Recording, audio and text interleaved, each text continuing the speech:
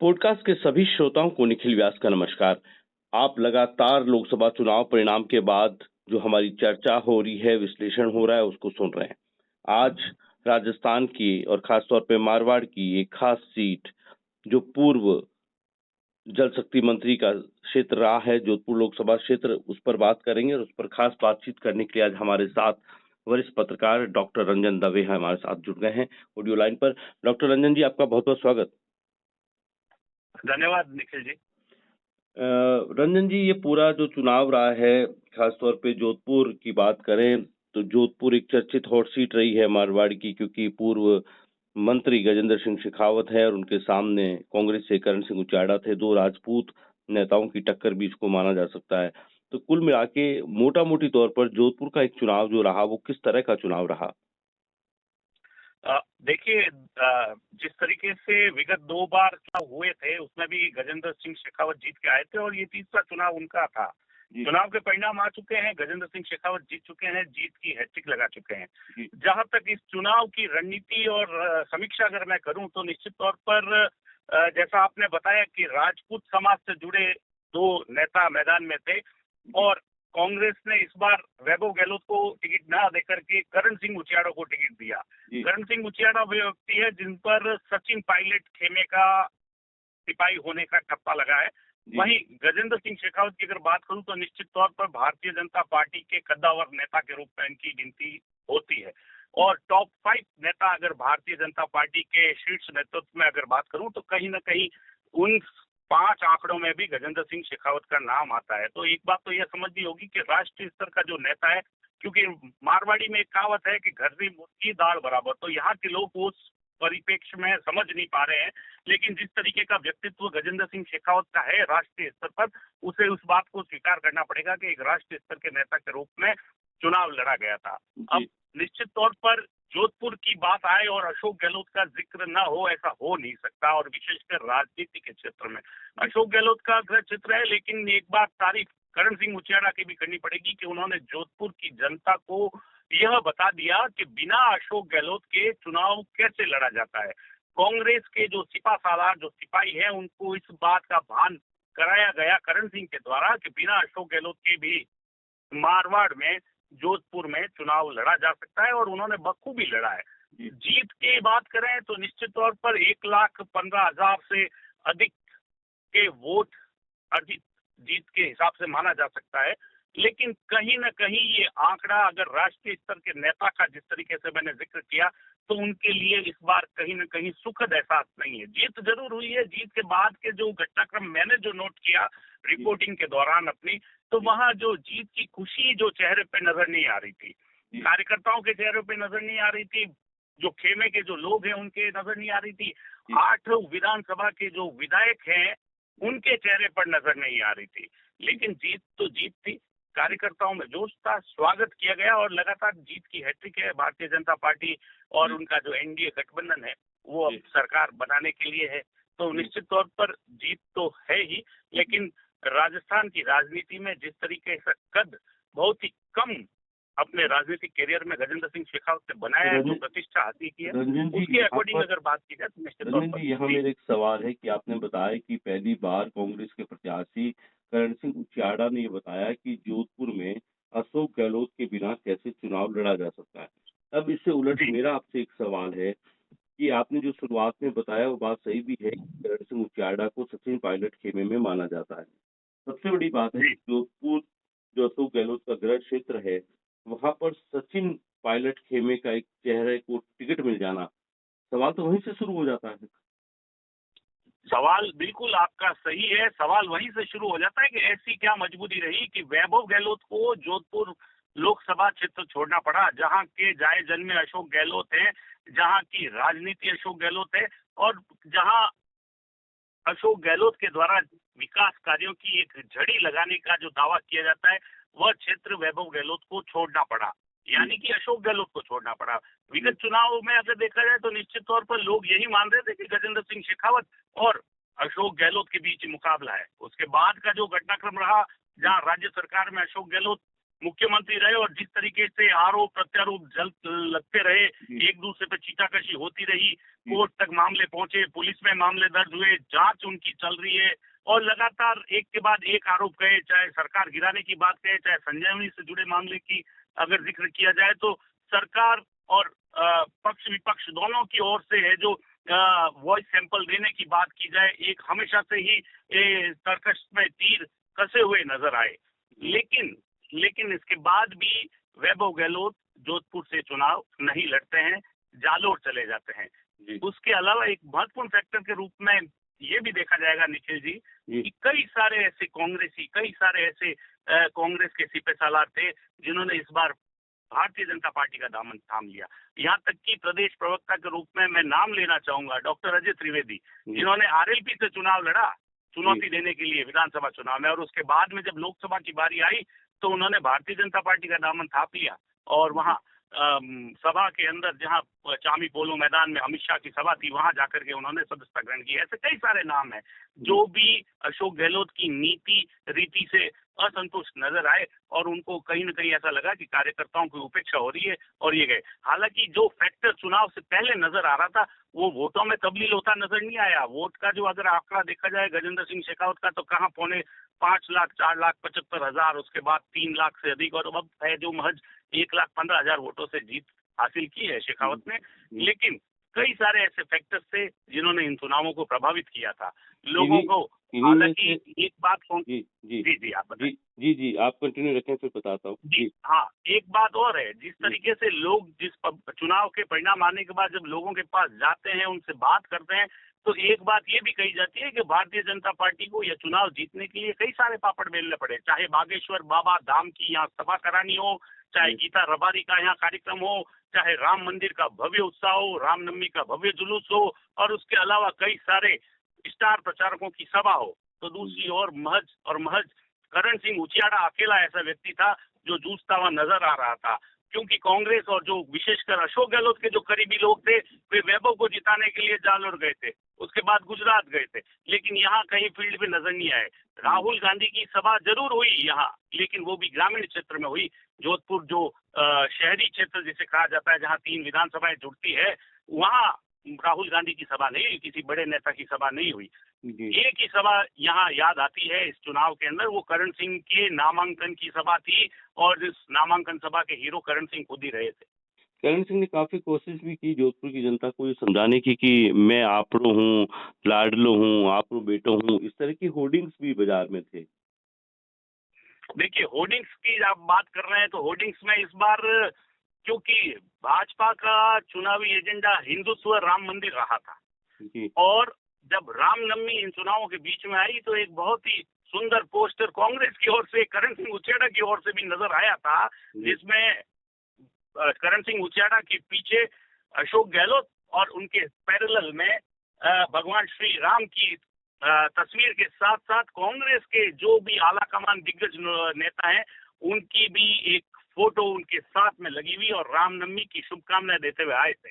तो ये कहीं ना कहीं हिंदुत्व और वो जो भारतीय जनता पार्टी का जो मोनोपोली वोट बैंक है उसको कहीं ना कहीं हाईजेक करने की कोशिश थी। कई मीडिया में क्रिटिक भी हुआ, कई जगह खबरें इसकी प्रसारित हुई और दूसरे दिन वो सारे पोस्टर हटा लिए गए थे।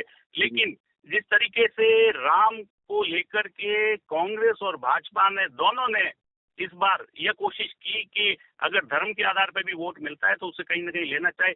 इस पूरे घटनाक्रम के अंदर देखा जाए तो पब्लिक जो है, जनता जो है, उसने बड़ी समझदारी से मतदान किया है, ना सिर्फ जोधपुर में बल्कि पश्चिमी राजस्थान में। हालांकि यह चुनाव इसके परिणामों की अगर समीक्षा करें निखिल भाई तो निश्चित तौर पर जातिवाद जो है पूरे चुनाव में हावी होता नजर आता गया है। लोग अपनी जाति के आधार पर वोट करते आए हैं, जिसका नुकसान फायदा कितना होगा ये तो समझ में नहीं आता, लेकिन नुकसान निश्चित तौर पर सामने दिखता है कि प्रचंड बहुमत की सरकार नहीं बनती, आप अपनी बात स्पष्ट तौर से कह नहीं पाते, क्योंकि जहां दूसरी जगह आपकी जाति के व्यक्ति नहीं जीते हैं वहां आपको नुकसान होना ही होना है, वहां आपकी बात को सुनने वाला व्यक्ति नहीं मौजूद है।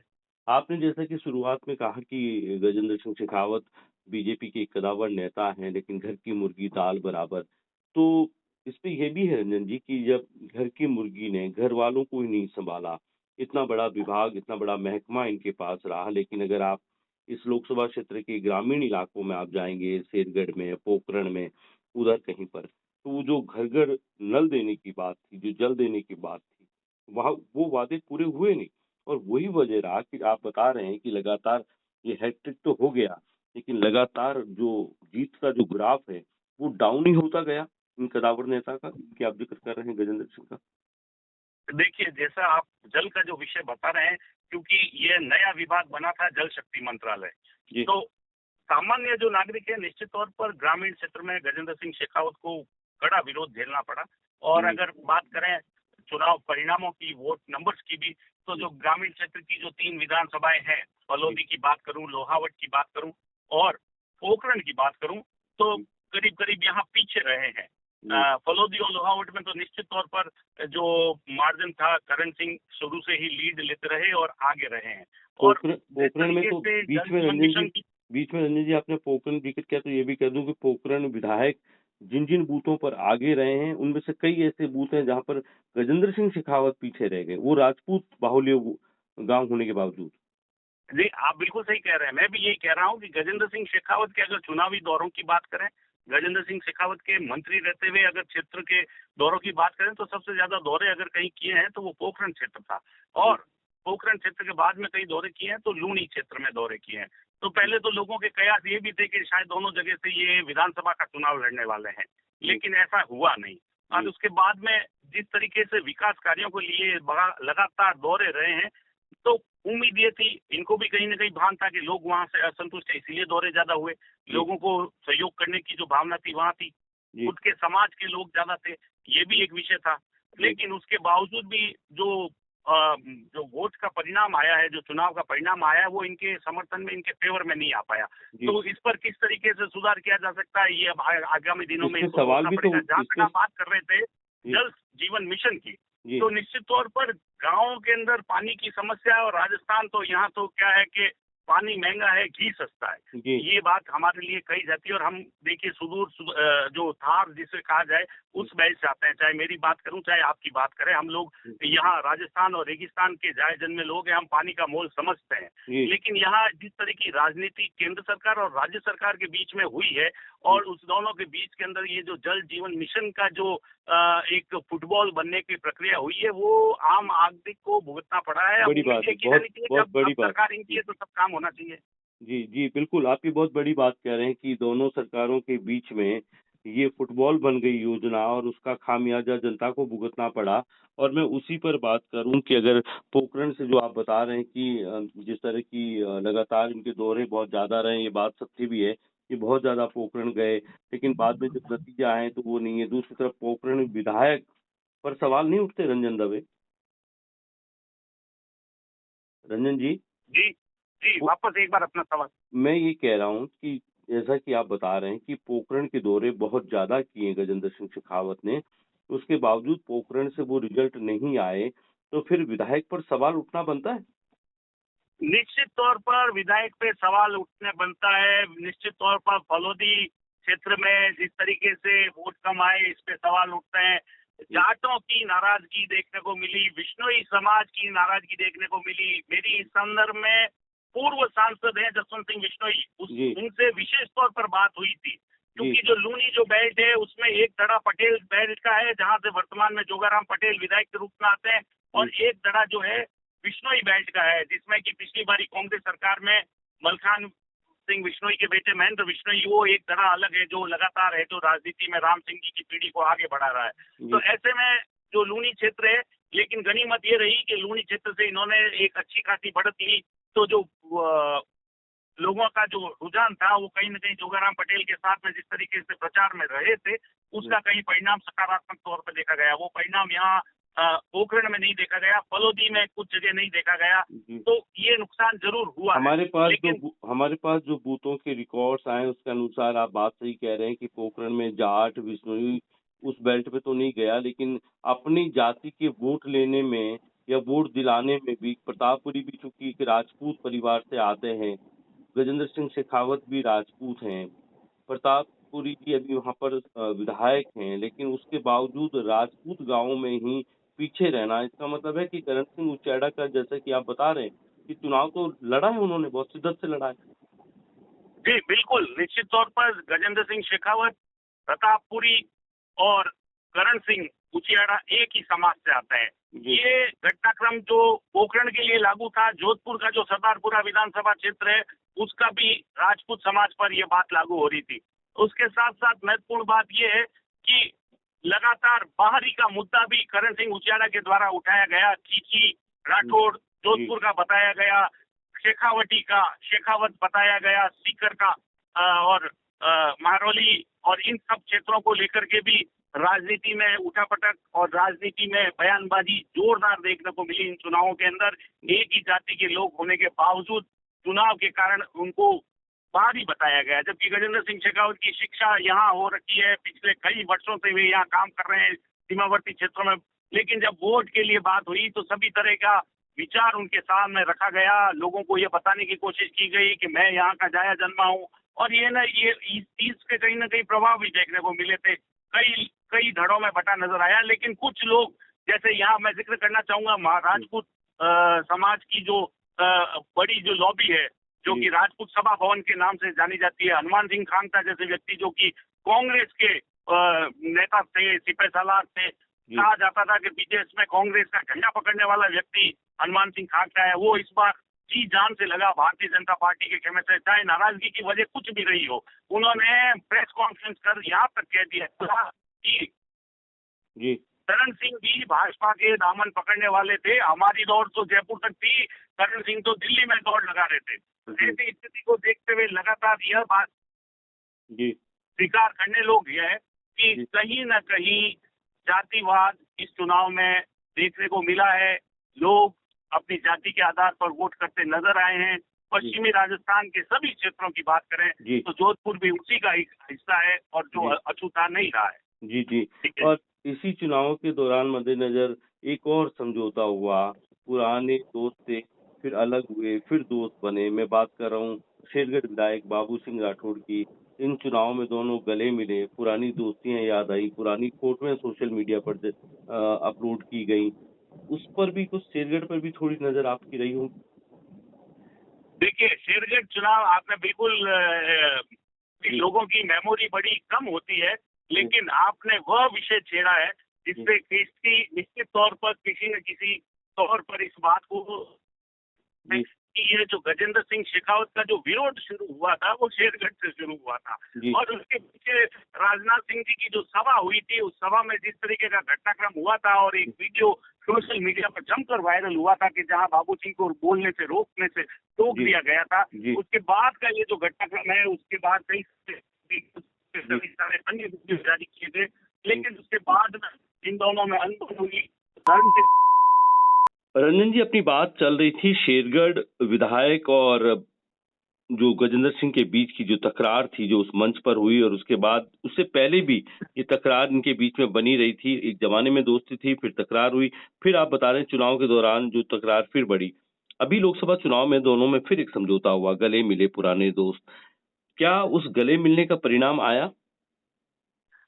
जी देखिए, दोनों ही व्यक्तित्व की अगर मैं बात करूं तो छात्र संघ जय नारायण व्यास विश्वविद्यालय के अध्यक्ष रहे हैं जी। गजेंद्र सिंह शेखावत पहले रहे हैं और उसके बाद में बाबू सिंह राठौड़ रहे हैं। तो निश्चित तौर पर ये बात होता है कि दोनों ही राजनीति के मंजे हुए खिलाड़ी और अपने अपने क्षेत्र के पार की लोगों में शुमार है। रही बात बाबू सिंह राठौड़ की, तो शेरगढ़ क्षेत्र से आते हैं और लगातार चुनाव जीतते हैं। पिछला चुनाव ही वो एक बार हारे हैं, इस बार वे फिर जीत गए। इससे पहले जिस तरीके का घटनाक्रम हुआ था, राजनाथ सिंह की सभा थी और वहाँ है जो बोलने के लिए जैसे ही बाबू सिंह खड़े हुए, जो स्थानीय लोग थे, क्योंकि ये जो क्षेत्र है इंदावटी क्षेत्र के रूप में इसकी पहचान है और 9 कोटी और इस तरीके से जिस तरीके से यहाँ बसावट है, वहाँ इंदा प्रबुल माना जाता है। तो उसको देखते हुए अगर देखा जाए तो वो जो घटनाक्रम हुआ था उसका नुकसान कहीं ना कहीं बीच में हुआ था। ये बात निश्चित तौर पर मानने योग्य रहेगी कि जिसको लेकर के विरोध की जो स्वर थे वो सबसे पहले जो उठे वो इसी क्षेत्र से उठे थे। और इसी क्षेत्र से उठने के बाद में जिस तरीके से अन्य जो घटनाक्रम हुआ है उसको अगर मैं शब्दों में बयान करूं तो निश्चित तौर पर विरोध के स्वर के बाद में जयपुर बुलाया जाता है धरना दिया जाता है, धरना छोड़ करके बीच में जयपुर जाते हैं। जयपुर जाने के बाद मुख्यमंत्री भजनलाल शर्मा के साथ में वार्ता होती है। वार्ता होने के बाद में दोनों ही नेता बाहर आते हैं, दोनों बाहर आके विक्ट्री का साइन दिखाते हैं, यानी कि सहमति बनी है इस तरीके। उसके बाद में सौगंध खाई जाती है। सभाओं में इस बात को आश्वस्त किया जाता है कि निश्चित तौर पर यहाँ से गजेंद्र सिंह शेखावत को जिता करके भिजवाना है। यह बात कहीं ना कहीं सुर्खियों में आती है और उसके बाद दोनों नेता करीब करीब साथ में नजर आते हैं। जो घटनाक्रम हुआ था और चुनाव प्रचार के दौरान ऐसा देखने को मिला था कि गजेंद्र सिंह शेखावत की ही गाड़ी में बाबू सिंह राठौड़ सवार होते हैं और जगह जगह जाकर के चुनाव प्रचार करते हैं, चाहे शेरगढ़ क्षेत्र की बात करें। और निश्चित तौर पर वो परिणाम रहा, वो शेरगढ़ से कहीं ना कहीं आगे रहते हुए नजर आए हैं। उनका करण सिंह डिफीट किए हैं वहां। और ऐसा ही परिणाम अगर मैं बात करूं तो सरदारपुरा विधानसभा क्षेत्र से भी रहा है, जहां महेंद्र प्रभु और एक दूसरा नाम मैं यहाँ जोड़ना चाहूंगा हनुमान सिंह खांगटा का। हनुमान सिंह खांगटा कांग्रेस के नेता के रूप में पहचान है उनकी, लेकिन उन्होंने इन चुनावों में भारतीय जनता पार्टी का दामन छोड़ा पकड़ा।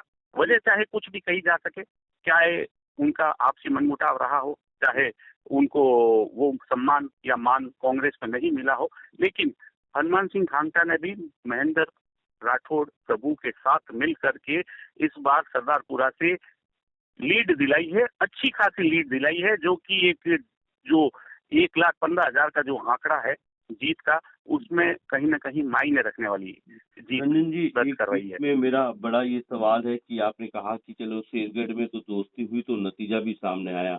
मैं 2023 के विधानसभा चुनाव में जब पोखरण की तरफ अपनी रिपोर्टिंग कर रहा था, तो वहाँ गांव-गांव पर ये बात आ रही थी कि गजेंद्र सिंह शेखावत और महेंद्र प्रतापपुरी के बीच में कुछ ठीक नहीं चल रहा है और इसी वजह से विधानसभा में कहीं उनका टिकट अटक सकता है। तो ये बात लगातार आ रही थी कि प्रतापपुरी और गजेंद्र सिंह शेखावत में बन नहीं रही है। एक दिन अल सुबह किसी एयरपोर्ट पर बैठकर प्रतापपुरी ने एक बहुत उदास मतलब रुहासा सा रोते हुए एक वीडियो बनाया था कि प्लीज आप इस अफवाह को ज्यादा मत फैलाइए। मेरे और गजेंद्र सिंह के बीच में किसी तरह का मतभेद नहीं है, कोई मनभेद नहीं है, हम एक हैं। तो कुल मिला के बात कहीं कहीं जरूर आ रही थी कि कहीं प्रतापपुरी का टिकट कट सकता है, लेकिन बाद में प्रतापपुरी का टिकट मिलता है, वो चुनाव जीतते हैं। लेकिन लोकसभा चुनाव में अगर आप बात करें तो ये देखा जा रहा था, ये लग रहा था कि कहीं न कहीं जो दोस्ती हुई है शेरगढ़ में बाबू सिंह से और पोखरण में प्रतापपुरी से, ये कोई खास असर करेगी नहीं। लेकिन शेरगढ़ तो कर गई, बाबू सिंह अपनी बात पर खड़े रहे, लेकिन पोखरण में जाते हैं तो ये बात नतीजा वैसा आता नहीं है जैसा कि आप भी बता रहे हैं। देखिए, जो जिक्र आपने जिस वीडियो का किया है प्रतापपुरी का, यह विधानसभा चुनावों के समय का बात है और विधानसभा चुनाव को लेकर के स्थितियां स्पष्ट नहीं थी इस बात को लेकर के कि क्या गजेंद्र सिंह शेखावत विधानसभा का चुनाव लड़ेंगे और लड़ेंगे तो कहां से लड़ेंगे, क्योंकि इतना बड़ा कद गजेंद्र सिंह शेखावत का हो चुका था कि लोग उन्हें प्रदेश के मुख्यमंत्री के रूप में देख रहे थे। संभावित चेहरों में उनका नाम प्रथम पायदान पर था, यानी कि पहले स्थान पर यदि किसी को वसुंधरा राजे के मुख्यमंत्री नहीं बनाने की सूरत में अगर किसे बनाया जाए तो वो नाम जो था वो गजेंद्र सिंह शेखावत का था। तो अगर मुख्यमंत्री बनना है तो विधानसभा चुनाव लड़ना है, विधानसभा चुनाव लड़ना है तो कौन से क्षेत्र से लड़ना है। क्षेत्र जब चुनाव, क्योंकि ये पार्टियों का भी गणित रहता है, जहां जहां वे कैंडिडेट उतारते हैं उनकी भी वोटों की गिनती का आधार जातिगत जनगणना के आधार पर कहा जा सकता है कि कौन सी जाति के कितने वोट हैं। तो ऐसे में पोखरण ऐसा क्षेत्र है जहां से प्रबल संभावना है और उन संभावनाओं में जो शेखावत के जो दौरे हैं वो कहीं ना कहीं और उसको बढ़त दे रहे थे। लूनी ऐसा क्षेत्र था जहां राजपूत ठीक है एक अच्छी संख्या में देखे जाते हैं, लेकिन वहां प्रभुत्व वाली जातियों की बात करें तो पटेल और विष्णु जाति आती है। तो पोखरण ऐसा क्षेत्र बचता है जहां मुस्लिम बहुल है और साथ ही साथ राजपूत भी अच्छी संख्या में रहते हैं। तो प्रतापपुरी की यह चिंता होना लाजमी है, इसमें कोई गलत बात नहीं है, क्योंकि राजनीति ऐसा क्षेत्र है कि सभी अपने अपने वजूद को तलाश रहे हैं। तो उनको ऐसा लगा कि कहीं ऐसा ना हो कि वे यहाँ से लड़े और फिर उनके लिए समस्या हो। हालांकि देखिए, अगर इसी विषय पर बात करें तो उदाहरण मान सिंह देवड़ा का भी दिया जा सकता है कि जिन्होंने अशोक गहलोत के लिए अपनी सीट छोड़ दी थी और राजी खुशी उनको कहा था लेकिन अब राजनीति पहले जैसी रही नहीं, राजनीतिज्ञ लोग पहले जैसे रहे नहीं, इसलिए यह शंका होना, वीडियो बनाना, सोशल मीडिया पर अपनी बात कहना और इस तरीके से कहना कि लोग जो दिख रहा है वो उस पर, जो नहीं दिख रहा है उसको सुन लें और जो दिखाना चाहते हैं उसको समझ जाएं, तो इसी तरीके की राजनीति रहती है। और ये जो वीडियो आया था उस समय इसी दौर का आया था, लेकिन निश्चित तौर पर क्योंकि साले मोहम्मद भी पोखरण क्षेत्र से आते हैं, कांग्रेस के मुस्लिम बहुल के बड़े नेता है, गाजी फकीर परिवार से जुड़े हैं, वहाँ धर्मगुरु के उनकी जो स्थिति है उसको देखते हुए अगर बात की जाए तो ये सारे ऐसे समीकरण हैं जो कि जब राजनीति की बात करते हैं तो ध्यान में आते हैं। जी रंजन जी, एक अंतिम सवाल मेरा आपसे, फिर बात पोखरण पे आएगी कि अब जो पहली अपनी भजन सरकार बनी उसमें पहली लिस्ट में था कि प्रतापपुरी को कहीं मंत्रिमंडल में लिया जाएगा, लेकिन अब लोकसभा चुनाव में जिस तरह से पोखरण ने अपनी उपस्थिति दी है, कमजोर उपस्थिति दर्ज कराई है, उसके बाद कहीं कहीं ऐसा नहीं लगता कि प्रतापपुरी की इस ख्वाब पर कहीं कहीं एक बार विराम लग सकता है? देखिए, अगर मंत्रिमंडल विस्तार की बात करें विशेष तौर पर, तो मेरा ऐसा मानना है कि सरकार जितने ही सीटों का दावा किया जा रहा था 25 के 25 सीट जीतने का, उस स्थिति में तो है नहीं जी। रिजल्ट हमारे सबके सामने है जी। और मंत्रिमंडल विस्तार में प्रतापपुरी से कई और सीनियर ऐसे लोग बैठे हैं जो कि कई बार चुनाव जीत चुके हैं और जिनको इस उम्मीद में है कि उन्हें भी है जो इस बार अवसर मिलेगा। तो और क्या कुछ समीकरण बैठते हैं, क्योंकि अगर देखा जाए तो राजनीतिक स्तर पर प्रतापपुरी जी का मान सम्मान है और संत के रूप में उनकी पहचान है। लोग जब निकलते हैं बाहर तो लोग उनके चरण छूने के लिए आतुर रहते हैं, लेकिन इन सब के बीच में राजनीति में कई सारे अन्य समीकरण भी देखने लायक रहते हैं और उन समीकरणों की बात करें तो अभी ऐसी कोई स्थिति नजर नहीं आती कि उन्हें कोई मंत्री पद दिया जाए। नहीं, अगर समीक्षा होगी अगर जोधपुर लोकसभा क्षेत्र की, तो शेरगढ़ और पोखरण को समीक्षा में सबसे ऊपर रखा जाएगा। बिल्कुल, हार के कारणों की समीक्षा होनी चाहिए, पीछे क्यों रह गए उसकी समीक्षा होनी चाहिए। 3 विधानसभा जहां कांग्रेस आगे गई है तो ये तो भारतीय जनता पार्टी के संगठन को देखना चाहिए और विशेष तौर पर ग्रामीण संगठन को देखना चाहिए, जहां भारतीय जनता पार्टी का ग्रामीण क्षेत्र का जिला अध्यक्ष जो है देहात का, हालांकि पोखरण अगर देखा जाए तो वैसे तो जैसलमेर में काउंट होता है, लेकिन अगर भारतीय जनता पार्टी संगठन के आधार पर बात करें तो जगराम विश्नोई समाज से आते हैं। बलौदी जैसे क्षेत्र में विश्नोई समाज का बहुल है, विधायक वहां से विश्नोई जाति का। फिर ऐसी क्या नाराजगी हो गई विश्नोई समाज की कि जिन्होंने भारतीय जनता पार्टी को वोट देने से आनाकानी की है। तो ये निश्चित तौर पर पार्टी को इस पर विचार करना चाहिए, मंथन करना चाहिए और क्या कुछ ऐसे मुद्दे रहे, स्थानीय मुद्दे हैं, उनको लेकर के पार्टी को प्रयास करना चाहिए जिससे कि ये जो अब मौका मिला है तो उसे काम को तब्दील किया जा सके, सामने दिखाया जा सके जनता को। जी, हम तमाम श्रोताओं को बता दें, आप डॉक्टर रंजन दवे हैं, न्यूज 18 से आते हैं, वरिष्ठ पत्रकार।